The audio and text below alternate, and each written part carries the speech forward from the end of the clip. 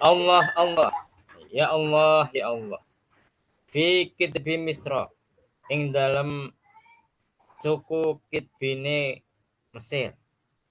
Kitbi Mesir itu siapa? Kitbi Mesir itu adalah penduduk asli kota Mesir.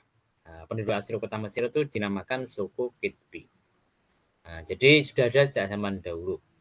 Nah, cuma kalau kita mempelajari sejarah, kalau kita baca Nabi Yusuf itu kan juga di Mesir kan, tapi rajanya tidak disebut Fir'aun, rajanya disebut Malik. Kenapa disebut Malik? Karena ikut sejarah raja di zamannya Nabi Yusuf itu rajanya dari kota pesisir, asalnya dari pesisir pantai, pesisir ya bukan pesisir pantai, pesisir sungai lah, sehingga orangnya lemah lembut, bisa menerima masukan sehingga bisa masuk agamanya Nabi Yusuf. Berbeda dengan Firaun. Firaun itu juga raja Mesir, cuma ikut sejarah itu berasal dari pelosok desa. Nah, pelosok lah, pelosok desa. Nah, kalau bahasa orang Arab namanya Badui. Kalau ikut kita tuh wong desa, kan gitu. Nah, wong desa kan rata-rata kan kolot-kolot. Nah, rata-rata apa namanya? Rata-rata itu kadang tidak menerima masukan sakar PDW. Kalau di orang di Blora itu namanya orang Samin. Nah, ya toh, orang Samin. Nah, ini nanti menyinggung orang Samin, Samin minta maaf ya. Nah, itu kan karena itu di zaman Raja Fir'aun itu dia tidak menerima masukan sama sekali. Apalagi ditunjang dengan kondisi tubuhnya yang prima. Jadi Raja Fir'aun tuh ikut cerita mulai lahir sampai dia mati tidak pernah namanya sakit. Oh, luar biasa toh. Tidak pernah sama sakit. Oh, pilek, flu, demam tidak pernah sama sekali. Nah, karena itu dia lantas mengangkat dirinya jadi Tuhan itulah. Jadi Rasulullah mengatakan, ya Allah, hati-hati dalam suku Kitbinya orang Mesir, termasuk salah satu istri Rasulullah namanya Maryam. Nah, Maryam Kitbiyah. Maryam itu jadi saat Kanjeng Nabi itu apa namanya tahun ke-7 Hijriah, beliau ngirim seorang sahabat namanya Hatib, kirim surat ngajak raja kota Mesir saat itu namanya Maukis atau siapa saya lupa, itu untuk masuk agama Islam. Nah, raja Mesir saat itu tidak nolak mentah-mentah, karena raja Mesir saat itu adalah raja tapi di bawah pemerintahan Bizantium, di bawah apa kekaisaran sana, dia anak buah gampangannya. Maka dia tidak nolak mentah-mentah, dia menerima utusan Kanjeng Nabi dengan sukacita, tapi dia menolak dengan ramah. Oh, saya tidak masuk agama Islam. Kenapa? Oh, saya ini masih anak buah sana. Nah, masa saya bertindak sendiri? Nah, sebagai ganti ruginya, ini tak kirim dua orang wanita cantik dan pembantu saya. Nah, ya, salah satunya adalah ya yang dikirim itu namanya Maryam, yang satunya adalah Sirin. Nah, Sirin sama perempuan ya.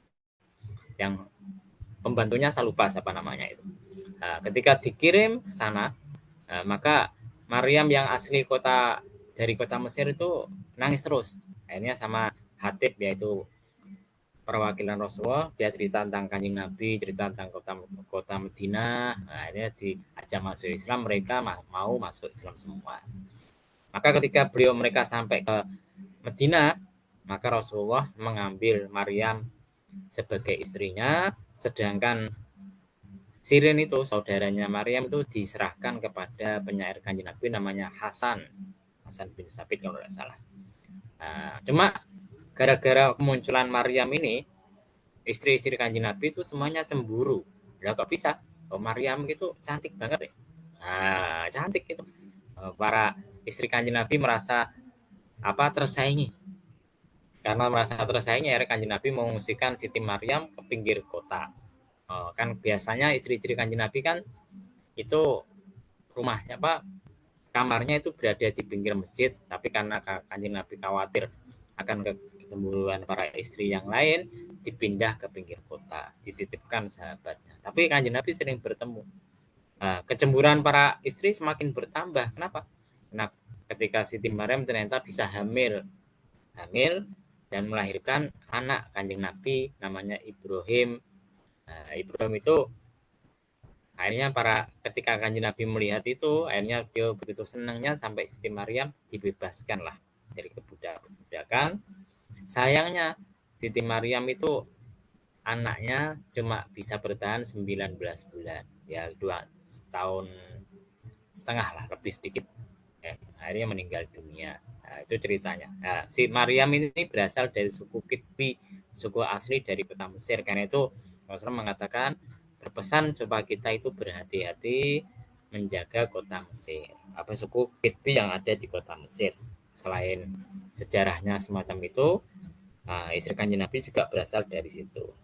Nanti kalau kita baca Siti Maryam akan meninggal 5 tahun setelah wafatnya Kanjeng Nabi. Loh, kok tahu Pak Farid? Oh, belajar ya saya. Kalau yang belajar ya tidak tahu loh ya. Karena itu kalau ngaji itu senang. Kenapa senangnya? Tapi bisa belajar, bisa tahu sejarah-sejarah yang lainnya kan gitu. Kalau saya tidak ngaji, ya ini yang urus anak istri kerja, ya itu doa akhirnya kegiatannya. Nah, karena itu benar ucapan guru saya yang mengatakan siapa orang alim itu? Orang alim itu orang yang ngajar atau orang yang belajar. Nah, jadi kalau nanti sudah tidak ngajar, tidak belajar, ya tidak jadi alim lah. Seberapapun pinternya Anda, kealimannya hilang. Nah, gitu. Fa innakum makustni sira kabeh satadharuna iku padha bakal menang alaihim ing atase Kitbi Mesir.